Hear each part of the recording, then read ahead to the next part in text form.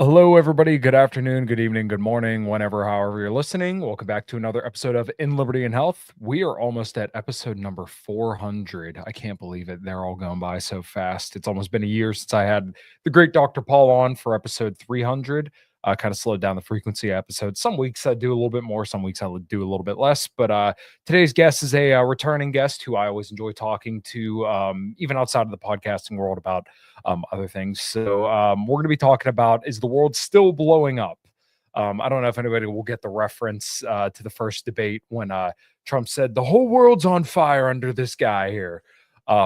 So we're going to be talking about whether or not that's still the case, and if that's going to get any better. And then, of course, the signal gate. If you watch or if you see the thumbnail, I try to make sure I got those little emojis in there for when they bombed Yemen, and obviously Mike Waltz and JD Vance in the thumbnail as well.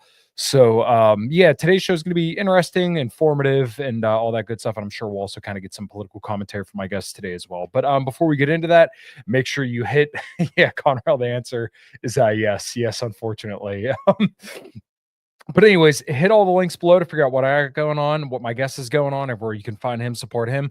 They are doing a fundraiser over at antiwar.com, so make sure you go over there and donate if you have the means to do so. If not, share this show, share my guest show, and everybody else's show over there at the Libertarian Institute and antiwar.com.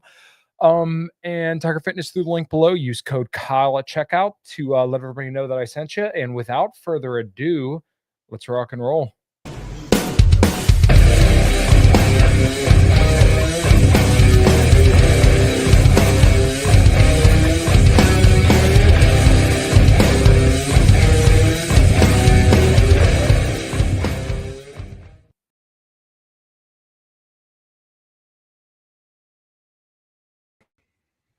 And welcome back to the show, my dear friend Dave DeCamp. How you doing, man? I'm good, Kyle. Thanks for having me. Yeah, of course. Everybody's always excited to see you as always. As you can see, I abbreviate these. Thank you for being a channel member, but it's the Dave. Yeah, of course it is. Man, the world has been pretty hectic over the last couple of months. Yeah, you got that right. There's been a lot going on.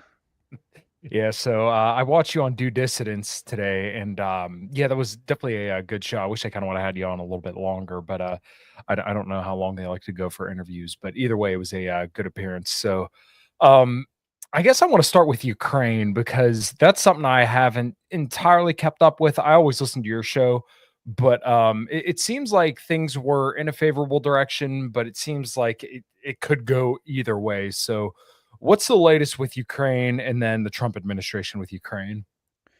Well, the latest is that they just met with Russian and Ukrainian officials in Saudi Arabia, and they said that they got this agreement on a partial ceasefire on the energy infrastructure and this Black Sea grain deal, basically that to get more exports out through the Black Sea, basically like kind of a ceasefire in the Black Sea.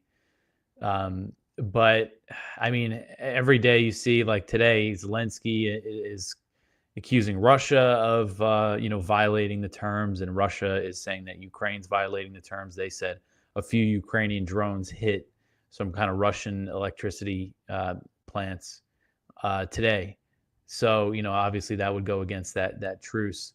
Um, and so there are some signs, I think, kind of discouraging that this might not lead to a full ceasefire and lasting peace deal. But the message from the Trump administration is still that they're trying to end the war.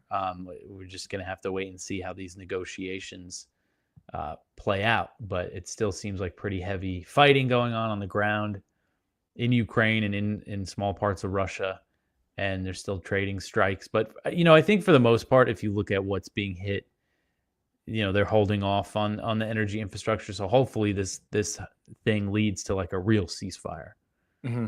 What were your impressions? Because it's been a while since we spoke on air. What were your impressions of the JD Vance, Trump, and Zelensky sit down?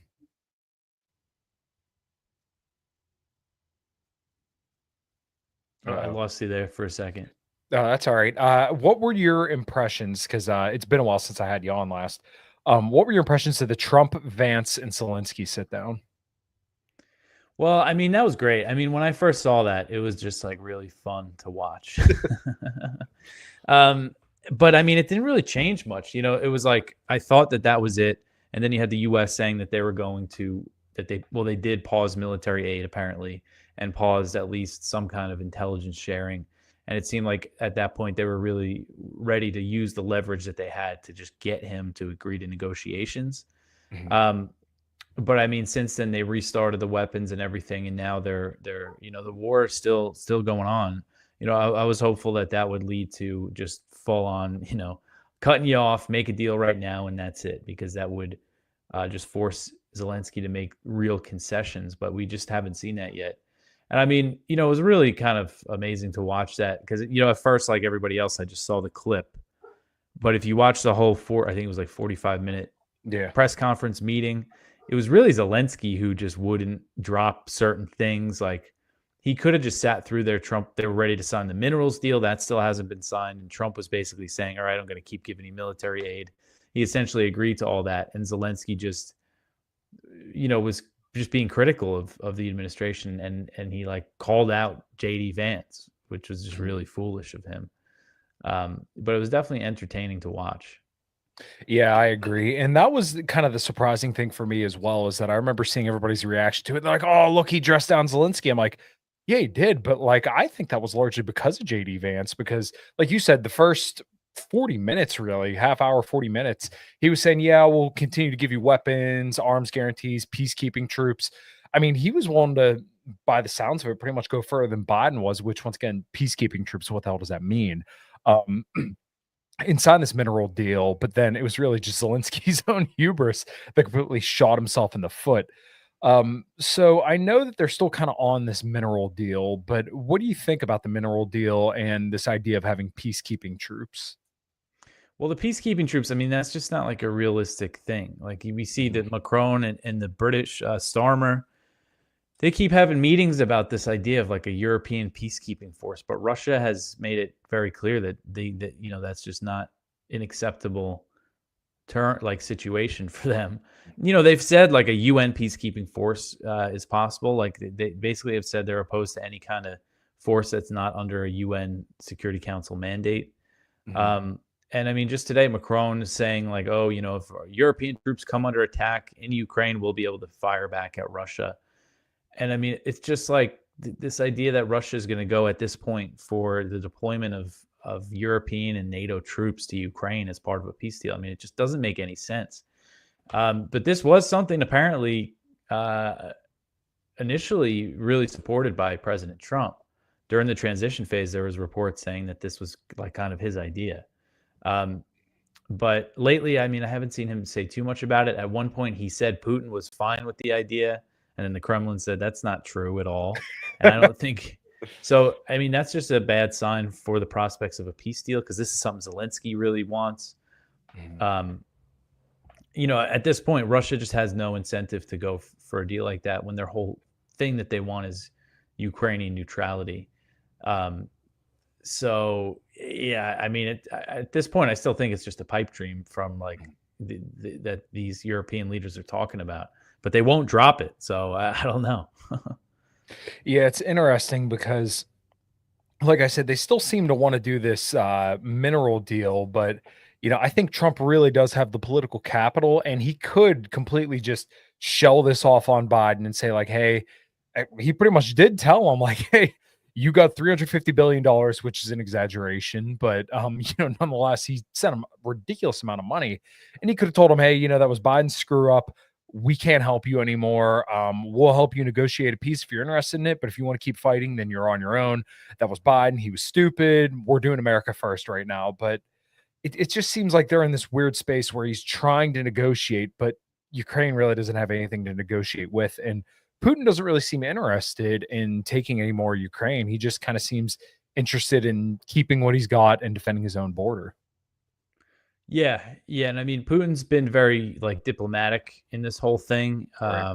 and it seems like he is happy to be talking to the U.S. So I think that's one good sign, and I think it really reduces the chances of like this thing provoking a war between the U.S. and Russia. So I think that's one Mhm. good aspect of all this. Um, but yeah, at the same time, I just don't see him going for anything Mhm. like what Zelensky would want. So the U.S. is going Right. to have to, if these negotiations advance, they're going to have to say, all right, we're going to cut you off again if you don't agree and sign this. Mhm. And there's been all these reports saying that the U.S. wants Ukraine to hold elections. I think that would be interesting because I don't think Zelensky would have any chance of winning. No.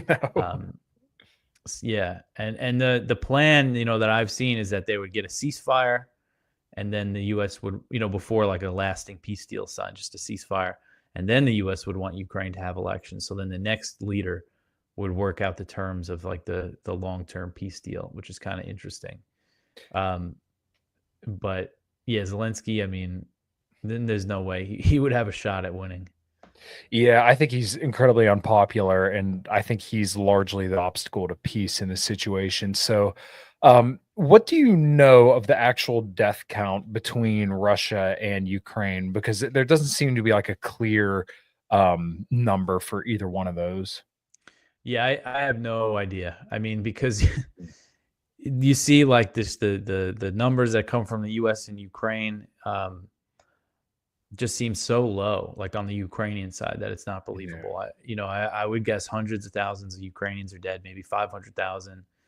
Um, and you see Trump saying that millions are dead, like on both sides. Yeah. But he just tends to exaggerate whatever number he's talking about. Mm. So yeah, I really don't know, and I mean, like, I haven't like really tried that hard to figure it out. But I think realistically, probably over 500,000 Ukrainians are dead, and hundreds of thousands of Russians are probably dead too. I would still say probably less Russians have been killed. All the U.S. and NATO numbers are that more Russians have been killed, but it's been an artillery war. A big part of this has been just an artillery battle, and Ukraine's been outgunned. On the other hand, Russia has been on the offensive a lot more, and you could get more casualties that way. But yeah, I would guess um, still less Russians have probably been killed. But I Mhm. wouldn't, place money on any of my guesses here. Okay, I got you. I got you. Um, do you think a that the ceasefire deal is going to kind of pull through anytime soon, or do you think it's pretty much going to be Zelensky's going to have to go out kicking and screaming? I mean, you never know because we don't really know what's going on behind the scenes. Sure. So you just never know. But I think when it comes down to it, when like things really advance, they're going to have to either use the leverage over Zelensky or replace him to really Mhm. sign like a lasting deal. Okay. So we could probably spend a few minutes on this, probably not very long, because I don't recall hearing or seeing anything too much recently in regards to China. But obviously, I think they're still sending some military aid and weapons over to Taiwan, but it doesn't seem to be like as prominent of a thing. And weren't there a few warships, or not a few, but like one or two warships that sailed through over the last couple of months? What's been the latest that's going on in the Taiwan Strait and provocations with China? Yeah, I mean, it's been more of the same. Mhm. It's all still going on. It's just I've been so focused on the Middle East right now and Yeah.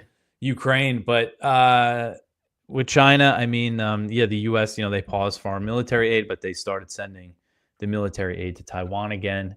Um, we're seeing, I think there's going to be some major arms sales to Taiwan soon. We've seen Mhm. these little kind of steps being taken by the U.S., changing the language on the State Department website. That's Taiwan's right. government recently, they're releasing one of their reports that they release at the beginning of every new president's term about their military. They like had this whole section about how important the alliance with the US is, and that's something, they used to be quiet about. And this stuff is angering China, and we're seeing the US military buildup going on, the construction in Australia and the Philippines. Mhm. That stuff is all still happening. The US and South Korea and Japan just did some exercises in the South China Sea, which they make it seem like it's more aimed at North Korea, but I think it's more so about China. So I mean, all this stuff is still going on. I need to cover it more because I don't want to give people the impression that this stuff has stopped. But at the same time, what's happening in the Middle East? I mean, the U.S. is sending all this extra firepower there now.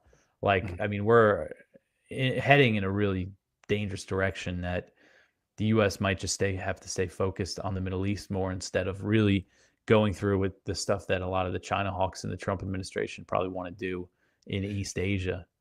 Yeah, I don't wanna say I was necessarily mistaken, but I was definitely surprised, I think it was one of the first things that Trump put out on Truth Social was that, "Oh, I had this great conversation with Xi Jinping." As soon as he got elected, said, "Oh, we're gonna work on the fentanyl stuff and trade." And, honestly, I thought it was gonna be kinda like, "No, we're" especially with the people who were in his administration, like, "Oh, no, we're gonna take a more aggressive stance than Biden did." But it seems like they haven't been quite as focused over there, but, to what you were saying towards the end there, which is obviously what I wanted to talk about for the bulk of the show is, Israel and the Middle East, but, I guess before we really touch on specifically, like, over in the Middle East, what'd you think about the whole Mahmoud Khalil situation? Oh, I mean, that whole thing is just, it's just crazy. I mean, Mhm. I just wrote up another thing. There's this Turkish citizen who's in the US, grad student getting her PhD, who was just arrested by ICE agents. And, we don't know exactly the reason, but it looks like, based on what I've seen, based on what the pro Israel groups that are giving names to the administration are Mhm. saying, it's based on her writing an op ed, putting her name on an op ed that called for her university to divest from Israel and recognize the genocide in Gaza. And I mean, that's it. That's the only evidence that these crazy Zionist groups could come up with, and she gets her visa revoked to be deported. And this is, I mean, no matter what people want to say, I've seen all sorts of justifications for this. This is, a crackdown on civil liberties in the U.S. because the First Amendment is supposed to apply to anyone who's in the U.S. And especially Mahmoud Khalil is a legal permanent resident, married to a U.S. citizen, and they're not even alleging that he committed a crime. They're basically just saying it's for his speech, which they say is contrary to U.S. foreign policy. So they're going after all these foreign students now, revoking visas. But I mean, they're trying to figure out a way that they can do this to how they're going to get Americans. I mean, the anti-Semitism task force that's in the DOJ that was created by Trump's executive order, the guy leading it, he's basically saying that they're going to go after Americans as well. What he calls Hamas supporters, and I think they're trying to figure out legally how they're going to do that right now.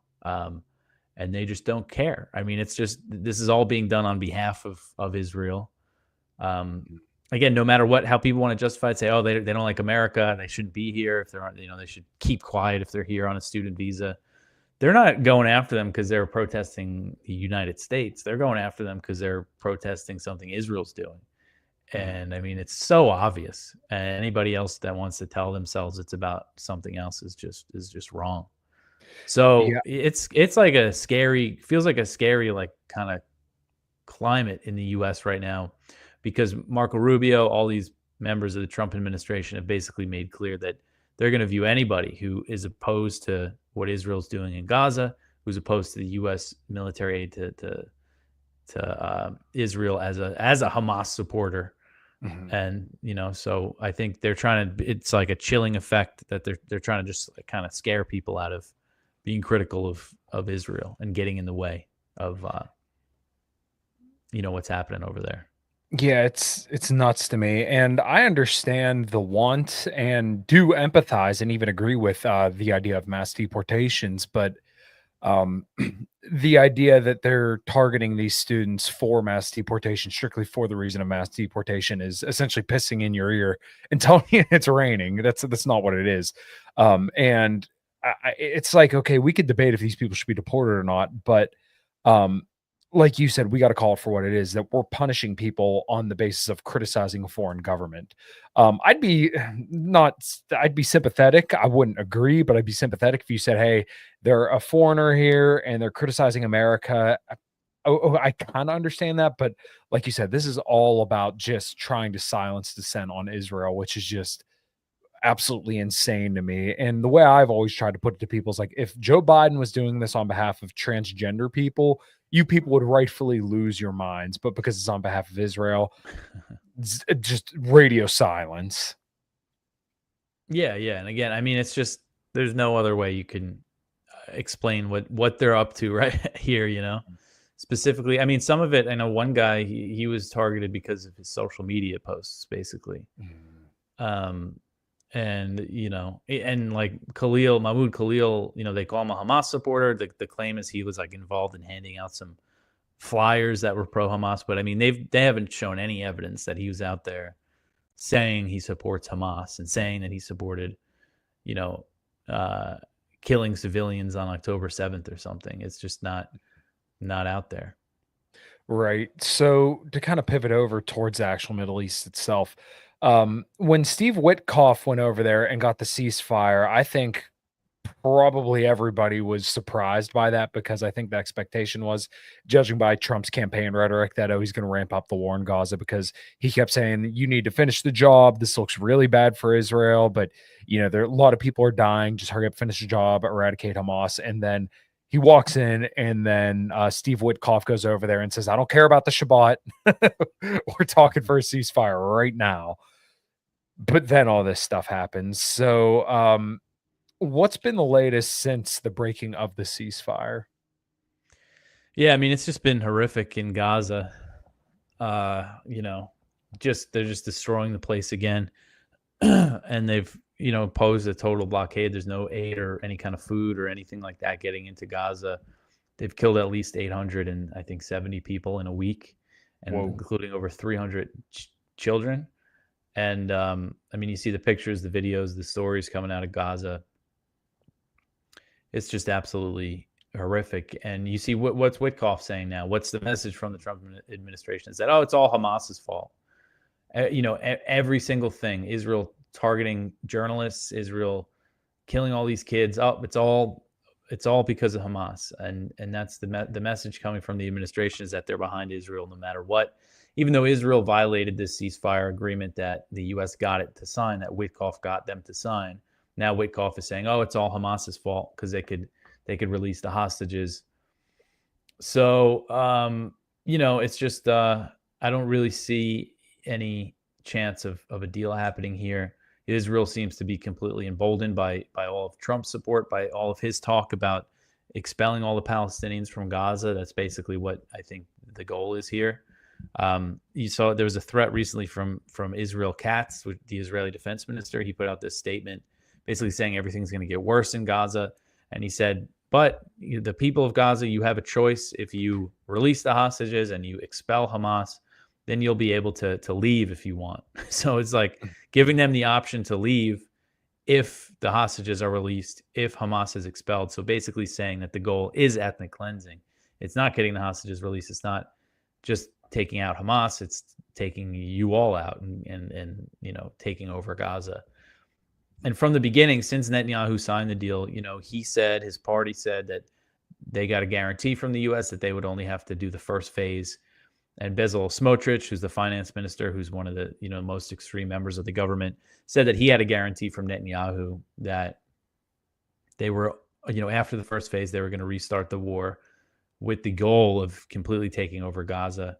And, I reported all that stuff, and I was hoping at the time that they were just saying this to placate kind of the far right in Israel, but turned out that that was probably the plan all along.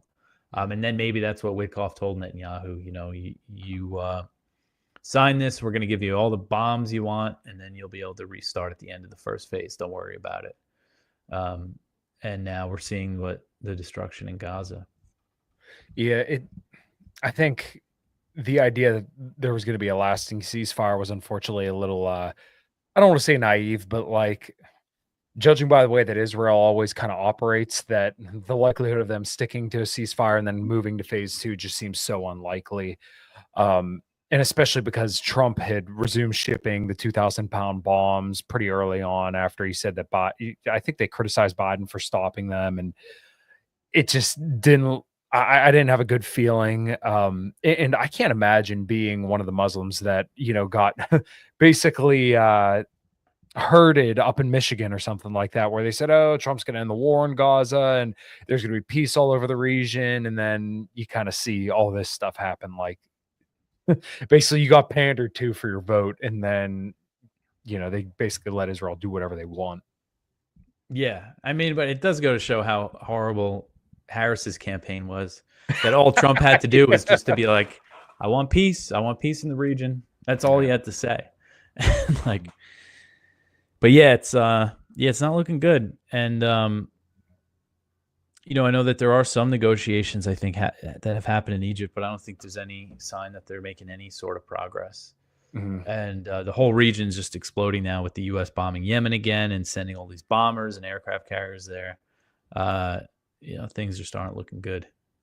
So, what did you think about the Trump Gaza plan? And as in Trump using, I don't know how he planned to exactly do this, but basically the US taking over Gaza.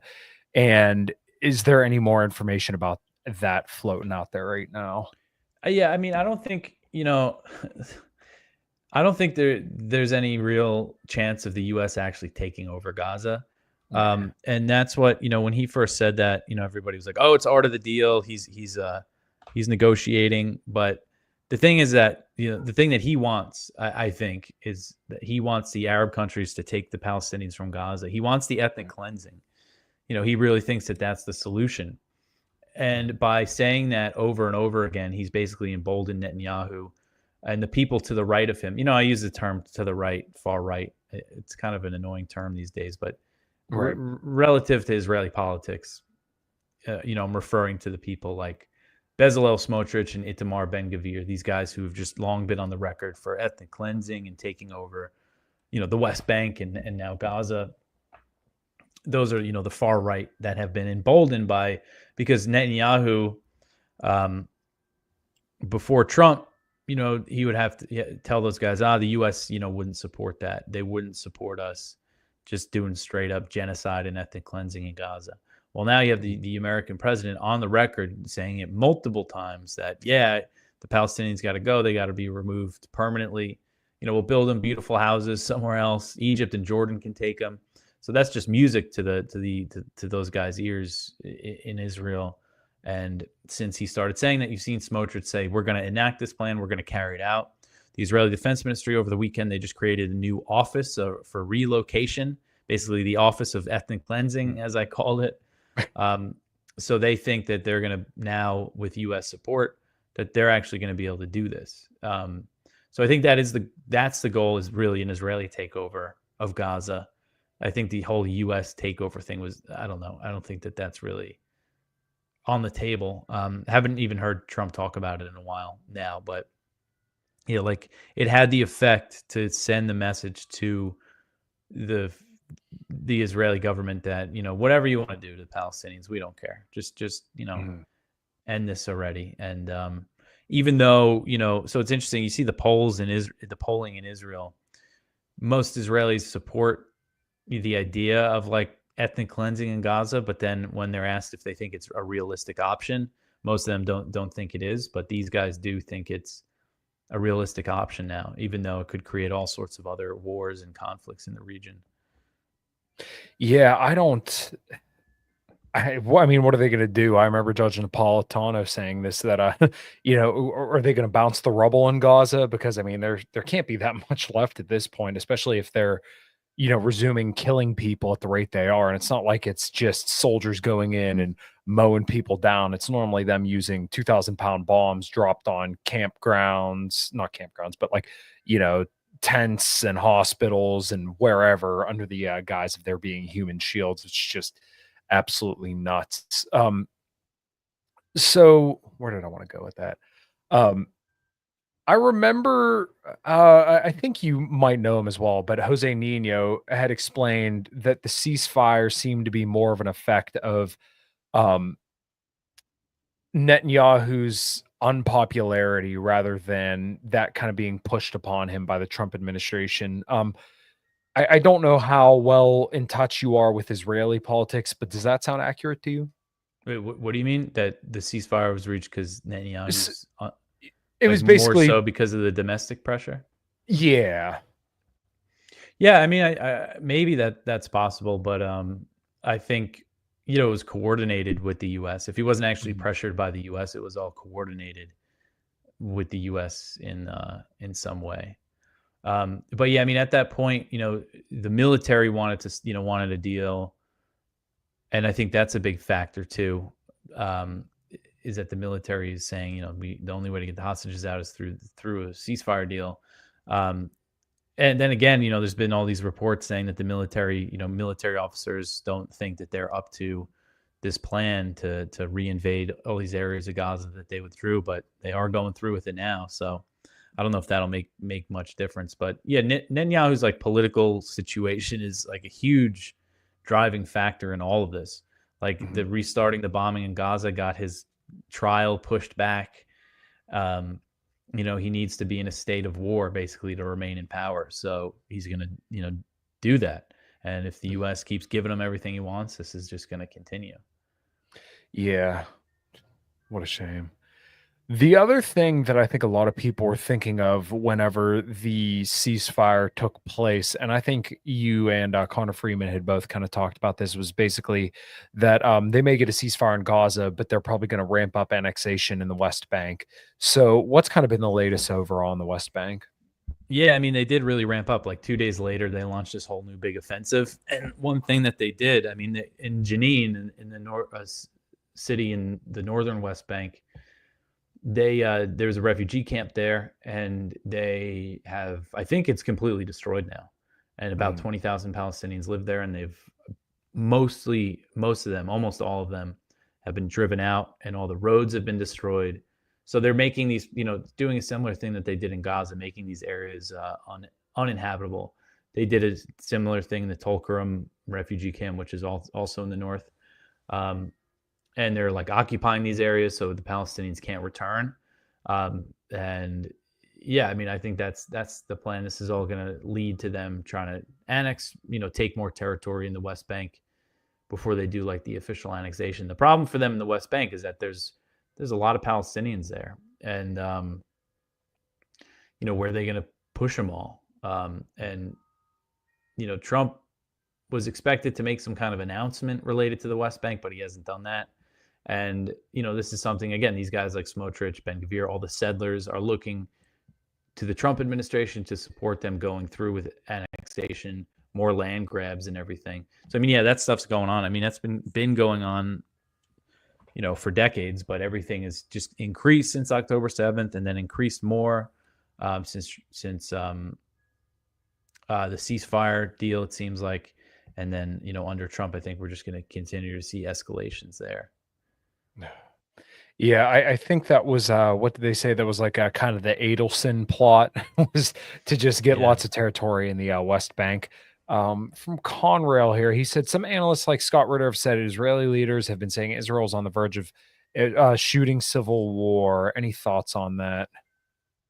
Yeah, I mean, I have seen that kind of talk. To be honest, I haven't thought too much about it because it seems like Israeli political leaders are always kind of saying stuff like that. But at the same time, like there's a lot of protests and people are really mad at Netanyahu.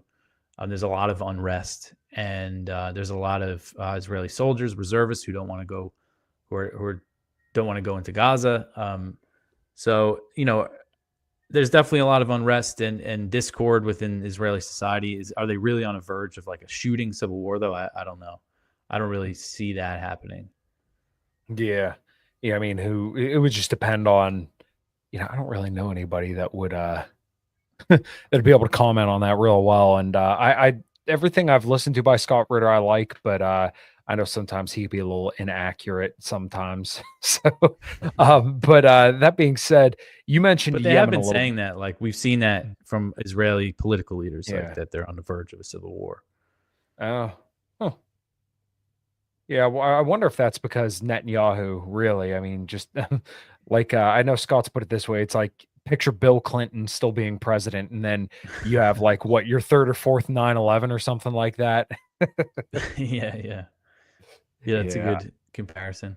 Yeah, I remember him making that comparison before. Do you think Egypt or Turkey will get involved militarily at some point if Israel keeps it up? So Turkey, I mean, I feel like Erdogan's a lot of talk, but Right. I think he's really got kind of his own plans. Like I don't think he's actually going to take military action against Israel anytime soon, at least. I mean, there's a potential, I think, maybe for some kind of confrontation in Syria, depending on how things go there, as Israel keeps taking territory in the south. Mhm. But I don't really see Erdogan like actually just taking military action against Israel. Egypt, another thing, it's hard to imagine, but when we talk about them trying to expel all the Palestinians into Egypt, then it's definitely a possibility, even though Egypt is a total like puppet of the US essentially. Mhm. For Egypt, and same thing for Jordan. I mean, another country that is essentially a puppet of the US and receives all this military aid. But for King Abdullah, I mean, the threat of millions of Palestinians being expelled into his territory, that's an existential threat. That is even though it's hard to imagine because he's got all these like US fighter jets and stuff, him using that against Israel. Mhm. If things really get that bad and they really try to, clear out the Palestinians in the West Bank into Jordan, then we could see some military action from Jordan and maybe even Egypt. But I think things have to really get bad, and like we are going in that direction. So I think it's possible. It's something like I wouldn't have thought was possible until recently. Like, Mhm. the essential client states of the U.S.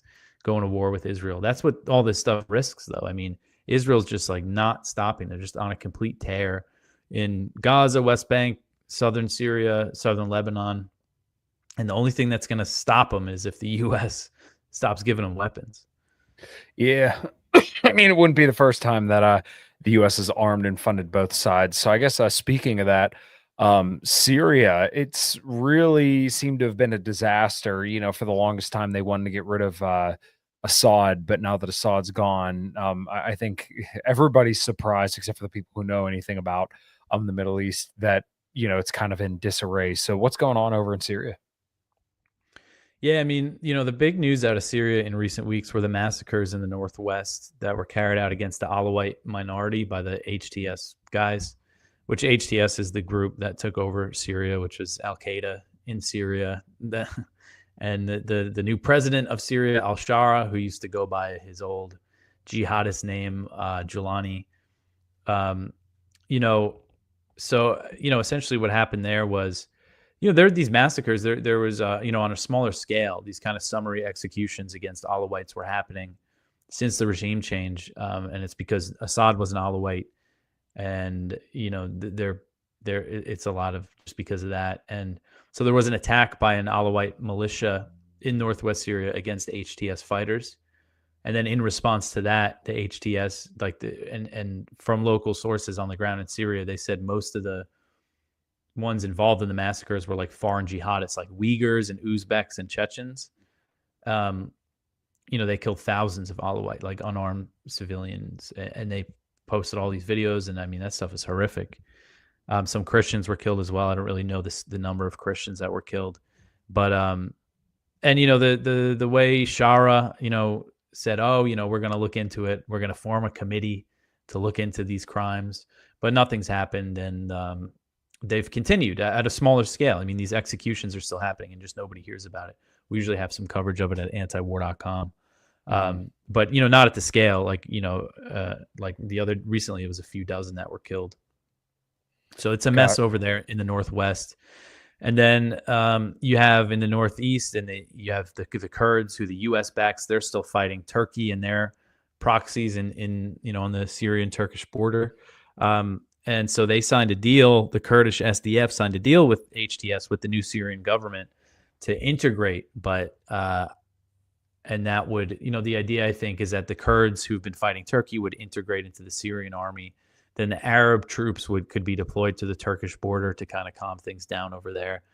But with all these issues with the Syrian government, the executions, the new constitution that puts the country under like Islamist rule, essentially, I don't know if they're really going to integrate with the Kurds. But there's a chance of fighting between HTS and the Kurds to start up. And then in the south, you have Israel kind of just encroaching and taking more and more territory. And it looks like they finally faced some resistance from locals the other day. And then Israel launched some airstrikes and killed a few people. So there's always a chance of that, then like a real resistance movement against Israel's occupation. And, that could be a whole nother, it's just a mess. I mean, I don't know how it's all going to shake out. But for now, Al Shara Jalani is, remains in power and relatively in control of a good portion of Syria. Do you think it's possible that Syria could end up kind of like Somalia in the early 2000s / late 90s, where it's basically just like nobody's in charge because of all the fighting and everything like that going on? Yeah, I think so. But I think, if that happens, then Turkey's just going to like try to annex a chunk of northern Syria, and Israel's going to take a piece of the south. I mean, yeah, I could see, just getting like chopped up into different areas, and maybe the US staying with the Kurds and keeping the bases there. Mhm. Um, but yeah, and like Israel's justification, like they were bombing Assad for so many years, and they took Mhm. credit for the regime change, and now that they changed the regime and put these Al Qaeda guys in, then they're like, oh, those guys are crazy. We gotta invade and take all this territory now. It's just crazy. Well, Assad's government was never like outright, and correct me if I'm wrong here because I'm not the expert on Syria, obviously, but like it never seemed like Assad really fought back against Israel that hard at all. Whereas Israel really took to drone striking, airports, infrastructure, and killing a lot of people in Syria. Yeah, no, I mean, like in the last decade, like Syria never really hit back against Israel. I mean, obviously, like you look at the history, there was wars between Syria and Israel, but yeah, no, the Assad government, and I think that might have been part of its deal with Russia. I don't know, because Russia was Assad's big ally, and but yeah, Israel bombed them all the time, and they didn't, in the recent years they never responded at all. But Israel's, their whole thing was that he was aligned with Iran and Hezbollah, and weapons went through from you know through Syria to Lebanon. Mhm. Um, so they preferred the Al Qaeda guys to be in charge than an ally of Iran, and so that's what the U.S. supported too, and that's where we are today. Yeah, and like you said, it seems like they're not happy about that, but they weren't happy beforehand. So what's going on with Yemen? And I kind of want to go back a few years because if I remember correctly, it was in 2021, around when Biden first got elected, that like a lot of the drone striking and bombs in Yemen and also like the blockade around Yemen kind of went away. Like it wasn't nearly as intense it was for like the later part of Obama's term and then all of Trump's term. Let's kind of start from like 2021 around then, and please correct me if I was mistaken in any of that, and then up to where we're at today. Yeah, so the war in 2021, like the Saudi war that the US supported, was still going on. And then in early 2022, there was a Mm, ceasefire between the Houthis and the Saudis.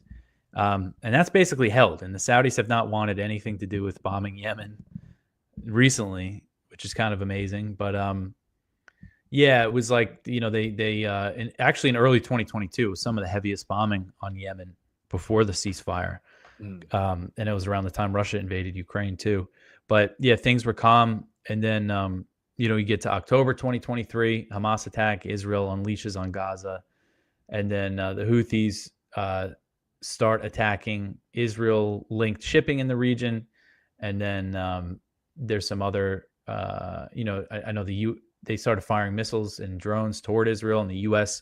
would intercept them, and then there was some back and forth between U.S. warships and the Houthis. And then in January 2024, Biden launched a bombing campaign against them, again, in response to their attacks on Israel and Israeli shipping. And, he launched hundreds, if not 1,000, missile strikes on Yemen within a year against the Houthis. And that didn't do anything to stop them, just made the region kind of more volatile. And, and all along they were saying that we'll stop our attacks if there's a ceasefire in Gaza, and he even had officials in the Biden administration say, yeah, they probably would stop if there was a ceasefire in Gaza, and then there was a ceasefire in Gaza and they stopped. um, and that's like the big important context here when we talk about what's happening in Yemen now, because there is a solution, a diplomatic solution to this, and a lot of what's happening in the region. That's like a real ceasefire in Gaza. So the U.S. essentially, what happened was Israel imposed the full blockade on Gaza on March 2nd, and after a couple weeks, the Houthis gave them like a deadline and then they said that they're going to reimpose their blockade on Israeli shipping, which meant they were going to start targeting ships. Um, so they announced that, but then before they even launched any new attacks on March 15th, the U.S. started bombing Yemen again. And they launched very heavy airstrikes, and there's been a big civilian death toll, and they've been bombing them every day since. And if you know anything, anyone who knows anything about the Houthis and about Yemen, they survived that brutal Saudi UAE war against them that involved the really heavy airstrikes, a full blockade, a ground campaign. So you're not just going to bomb them away. And we're seeing them. They've been launching missiles at Israel like every day now, and firing missiles and drones at a U.S. aircraft carrier in the region.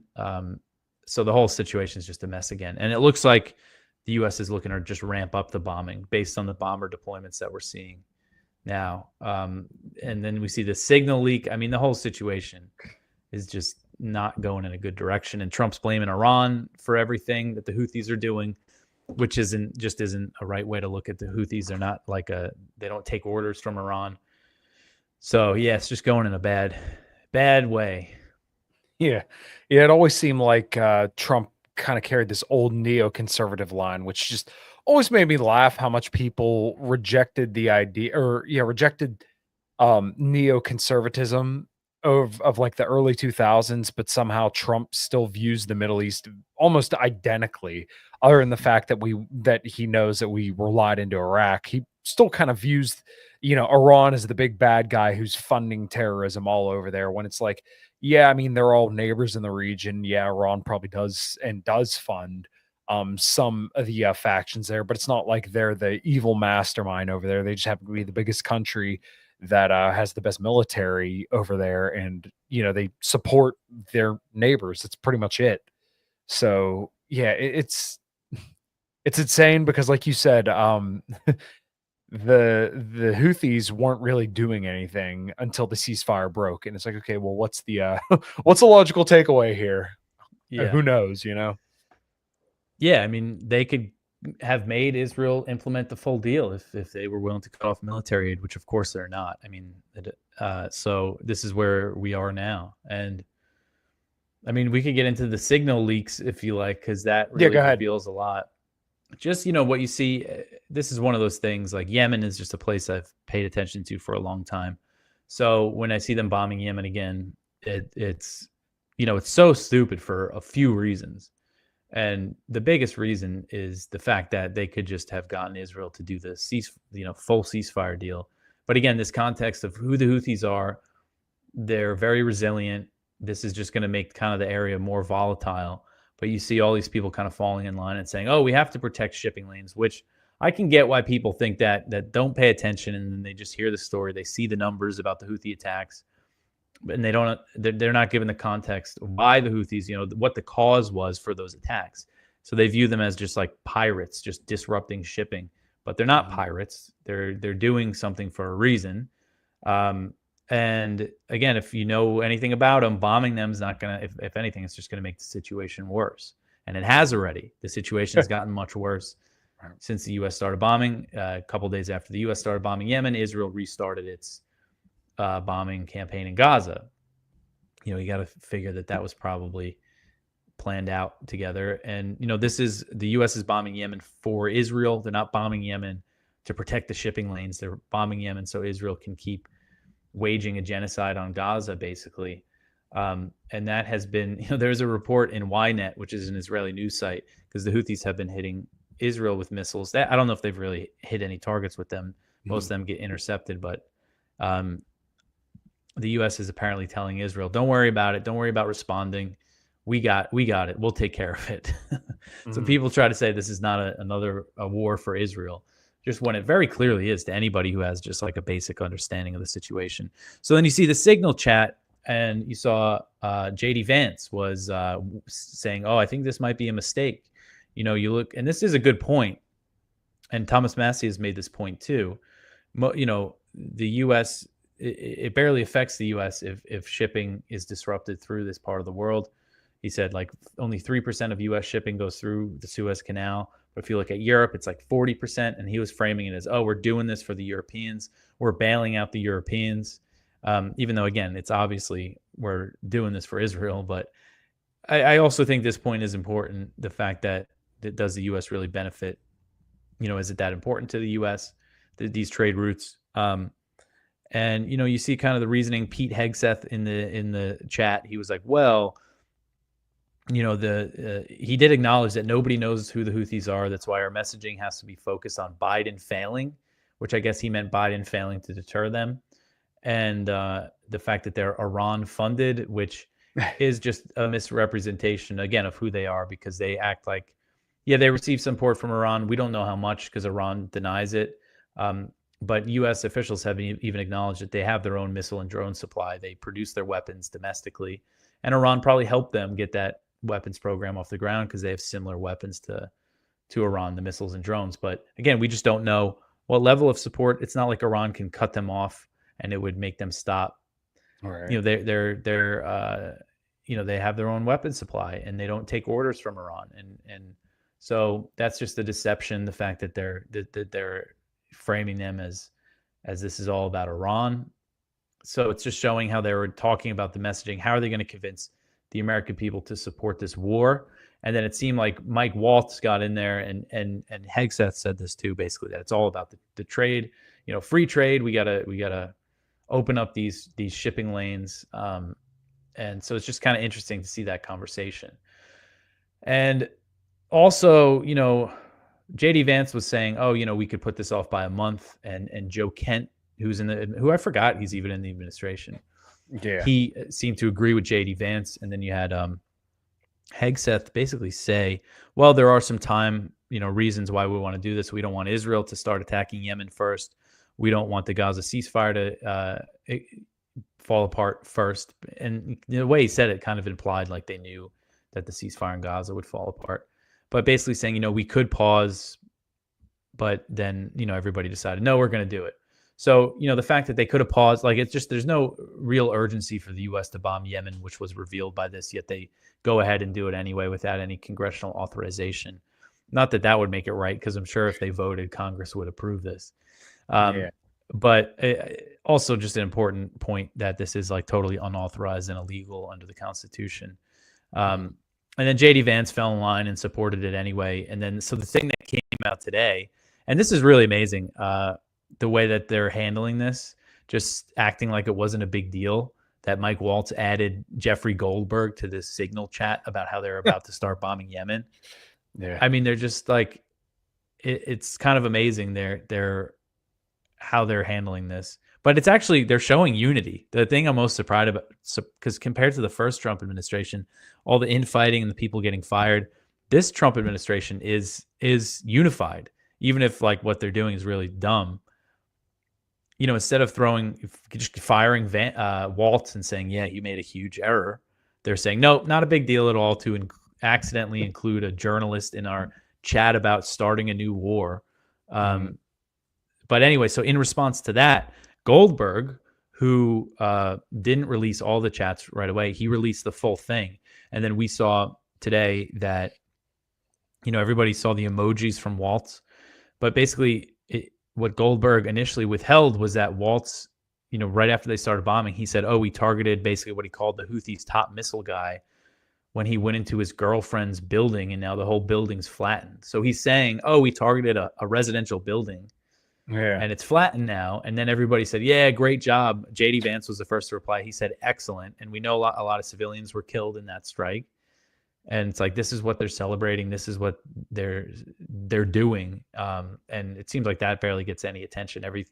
Everything's about like the scandal of the leak, and including Goldberg. But I mean, it just goes to show that the administration was divided about doing it in the first place. It wasn't like an urgent thing that needed to be done. And that, oh yeah, we bombed the guy when he was in a residential building, which the U.S. has done. Then that's been the war on terror. But that's what Israel does in Gaza, to like a crazy scale. They'll be like, a huge high-rise building, and they're like, there might be a Hamas guy in there. Let's blow it all up and kill hundreds of civilians. Just to make sure. And Israel did similar things in Lebanon. So, it's a familiar tactic. But yeah, so the whole thing is just crazy. And then some people might say, oh, it was an intentional leak. It's some kind of psyop. I don't see what the benefit. I mean, it just makes them all look like idiots. And and like the fact that, again, that the way that they're defending it. I mean, it's like they think their supporters are just idiots. But then again, you see so many people lining up, because Goldberg says, oh, they were discussing war plans. And then he releases everything and he calls it attack plans in the headline. So now the line from the White House is, aha, see, he was lying. He didn't have war plans. They were just attack plans. And Hegseth's saying these aren't war plans. It didn't include coordinates and blah, blah, blah. But it was like 2 hours before they started bombing Yemen, he started saying what they were going to do. So those are, war plans. Yeah, I was going to say, calling them attack plans instead of war plans sounds like a distinction without a difference to me. Yeah. So it's kind of funny to see the whole thing, the way that they're handling it. But yeah, it's just really, I don't know. It makes me really not like, I was starting to like JD Vance for a while, but this is just like, it's just, oh yeah, you say, oh, I think we're making a mistake. Maybe we shouldn't do this. And then you just fall in line and say, okay, yeah, great. Good job, everybody. You blew up that apartment building in Yemen. Great job. Yeah. And what did that do to advance American interests?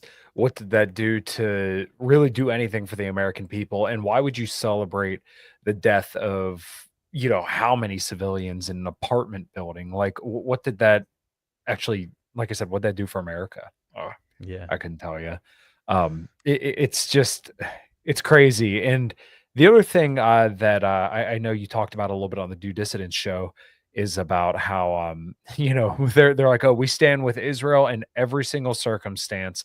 And it's always the line of, oh, well, Hamas uses human shields. We're basically like, if there was a child on the side of the road and a mother was going to get that child and there was a guy like on the same block that had an AR or something like that, they would just say human shields and then annihilate the whole block off the map. For some reason, when you say human shields, that removes all moral consideration from the entire situation. So it's just nuts. Yeah, it is. Yeah. It doesn't matter what Israel does. They got their back no matter what.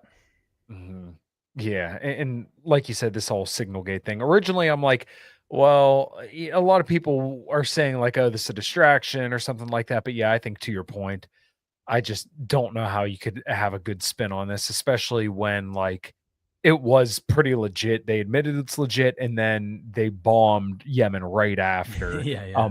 Explaining what they were going to do. So it's not good.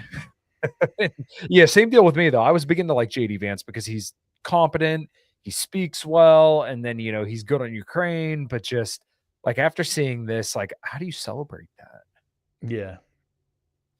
Yeah, I'm not. I don't know, man. It doesn't look good, but I guess we should try to end on a little bit of a high note. What gives you hope over the for this incoming, or not the incoming, the current administration? Is there any kind of silver linings you're seeing? I mean, hopefully the Russia stuff turns into a ceasefire. I mean, I think the fact that they're saying that they want it, that their like official policy to end the war is good. That it looks like they are willing to take steps to actually repair relations with Russia, because that's what it's going to take to end the war and make sure it doesn't start again. Is to actually like lift sanctions, start doing business with Russia. Yeah, and it does seem like Trump has that on his mind. So if a deal can be reached, there could be some, repairing of relations and just easing of tensions in that part of the world that I think would be good. Everything else, I mean, when it comes to foreign policy, I don't know. I think it's just a dangerous. I'm hoping that, we saw Iran say the other day that they'll do indirect negotiations with the U.S. And with the U.S. and Iran, it does seem like there's always some kind of back channel communication happening. So I'm hoping that there's something like that to reduce tensions between the U.S. and Iran going on. Because besides that, the situation in the Middle East, don't see really any reason to be optimistic right now. Well, I guess maybe the one thing that I could add on there, and I think you covered this, you may have wrote an article about it, is that they again admitted that Iran has no plans to build a nuke and does not have nuclear capabilities at this time, which you would have thought that would have changed from Biden to the Trump administration, but surprisingly, they're still carrying that line. Yeah, it did just come out yesterday, so hopefully that matters, because it's all this talk and threats are about this idea of Iran having nukes, and they're not building any as far as we know. So yeah, well, like you said, hopefully there's some back channel talks, and hopefully that's all kind of on the up and up. So Dave, I always appreciate your knowledge, your time, and everything like that, and I can't recommend people go listen to your stuff enough. So tell everybody where they can find you, support you, and all that good stuff. Yeah, all my writings at antiwar.com. The show that I do every day is called Anti-War News. It's on YouTube or Rumble, or you could listen to the podcast, and then you could follow me on Twitter or X, as they call it these days, at DeCamp Dave. Nice. Well, everybody make sure you go do that. And antiwar.com is having their funds drive as well. Anything Yeah. special with that? We got a cool letter coming out tomorrow from John Mearsheimer telling people to donate. So if he thinks we're that important, then you should also donate. You should listen to John Mearsheimer. So you can go to antiwar.com/donate, see the different ways that you can support us. And it's how we get by. And I mean, our reach lately, like, we've been really getting picked up by a lot of big media. We've have like a big reach, more so than I think before. And, we barely make any money. We barely get by. So if you appreciate antiwar.com, help us out if you can. Nice. All right, Dave. Well, thank you so much. I'll end the stream there. Everybody, thank you so much for listening. And until next time, take care.